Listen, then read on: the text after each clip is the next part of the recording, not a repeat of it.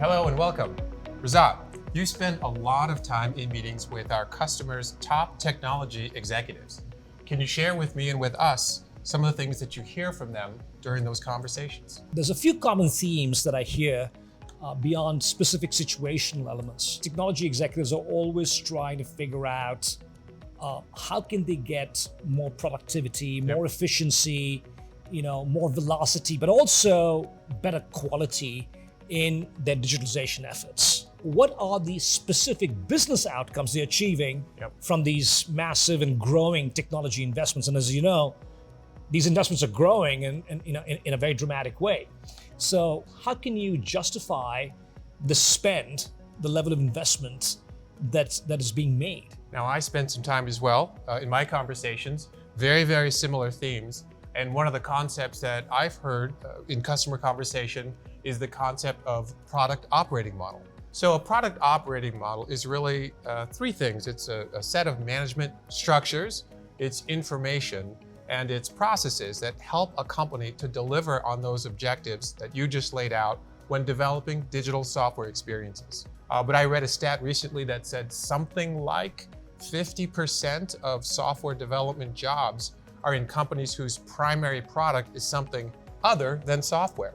So you have these large number of people in new industries that are learning how to create new experiences. And this concept of product operating model encapsulates some of the changes that an organization has to make in order to be efficient in its planning and in its execution. So we did some research here within Planview, within some of our customer set of over 3,500 what we call value streams. These are akin to product lines. And to look at how efficiently customers were making use of the investment, the billions or maybe trillions of dollars of investment that's going into software product development. And we looked at the efficiency. What do you think the efficiency was? Not good enough. Exactly.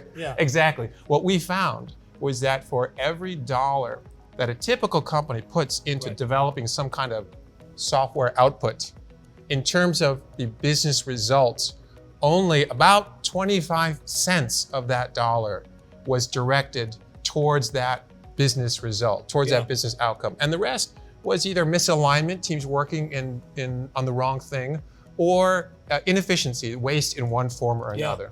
You and I have both been product managers, and that's a very important role in software companies. But as banks and insurance companies and retailers and automotive companies are developing their core competency around software development, talk a little bit about that importance of that product manager role.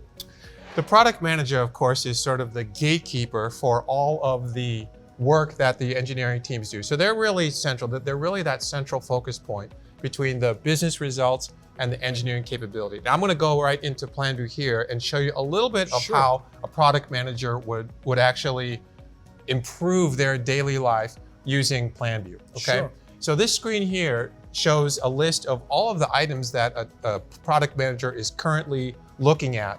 And we can see right here that there's a certain amount of work that is so old, it's no longer relevant to the team. So what that implies is there isn't a good understanding of the capacity constraints when that work is being planned. Let me show you something else in Planview, which is we can very quickly look at the actual output.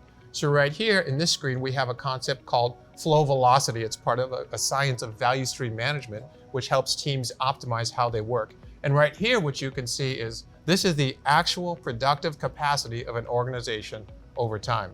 And so, of course, if you're planning for more than that, which 99% of companies who aren't using Planview are doing, then you're setting yourself up for failure. You're just piling on the extra work that the teams will never be able to fill.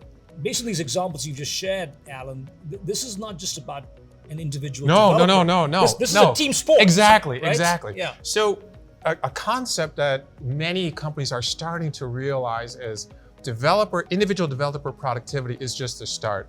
And what you really want to look at is the productivity of the entire connected organization. Let me give you another example here in Planview. We have a concept called bottlenecks. Hey, you've developed something, now you're waiting for me to pick up my piece of it. Well, I'm busy, so what are you doing? You're stuck, you're waiting on me. That's a very, very common occurrence in software development. If you look at individual productivity, we would say you're productive, I'm productive, but the customer isn't getting their output because as a system, as a group of connected work, we aren't productive.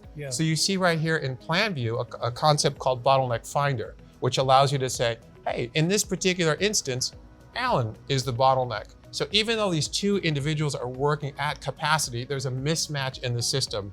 And this is one of the skills that the modern technology executive needs to enable for his or her entire organization at scale. And that's why we need a platform that can actually look at the data and find out where these mismatches are occurring. And by the way, ironically, if we do that effectively, it will improve the developer experience. It will improve the developer productivity as well. Yes. Right? So to those who are listening to us today, I would say, if you really want to make those developers happy, and developers are a scarce resource, okay? If they're not happy, they're going to go find someplace where they are going to be happy.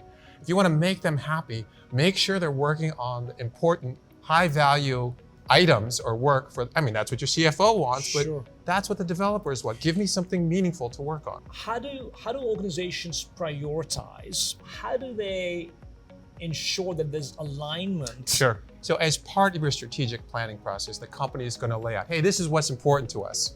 This is what our strategic goals are. These are the strategic initiatives in our portfolio. In fact, in Planview right here, what you can see is, here's an example of a company that's laid out what its strategic investments are and what those goals are for that investment. And one of those strategic items may be, hey, we want to improve our customer experience. So that's the beginning of what you want to tell the developers, okay?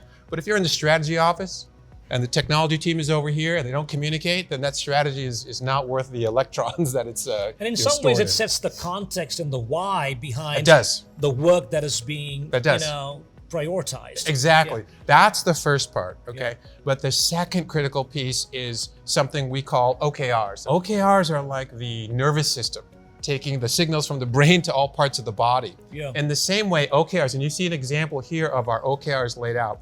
OKRs take that strategy and flow it out to all those teams, okay? Each team needs to know, hey, what part of the problem am I solving? So it's not enough to have just a strategy and a financial plan like we show here. You also need to take that strategy and financial plan and break it down into those individual outcomes, individual sort of micro business results that each team needs to achieve, as you can see here, because that gives the team the information it needs in order to prioritize its work on a daily basis. So those two things are really critical. And it sounds like one of the key elements of structuring these OKRs is to have an orientation towards outcomes versus just activities. That's right. And the outcomes cascades top down, but it also builds up bottoms up. That's right. So here's an example of another part of Planview, which is the bottom up view. And here you can see the individual outcomes that each team is working on and the individual items, individual parts of that digital experience that they're working on. For example, we can take an item and say, and move it from one set of priorities to another, which we're doing here, to keep us in alignment with those OKRs. So you need those three things. You need that strategic portfolio, which really defines the strategy, sets the financial parameters, if you will. You need the OKRs, which is like the nervous system. It brings all that down to the teams. And then you need the planning capabilities, the team of teams planning capabilities, which is where the rubber really meets the road. Right. Well, Alan, thank you so much for sharing your wisdom. Thank you for sharing how our platform is helping enable these different elements and bring them to life. And it's an exciting phase in the whole world of digital product development, and what an amazing opportunity for us to reimagine this whole process to increase velocity, to improve quality, and ultimately drive bigger outcomes. Thank you so much.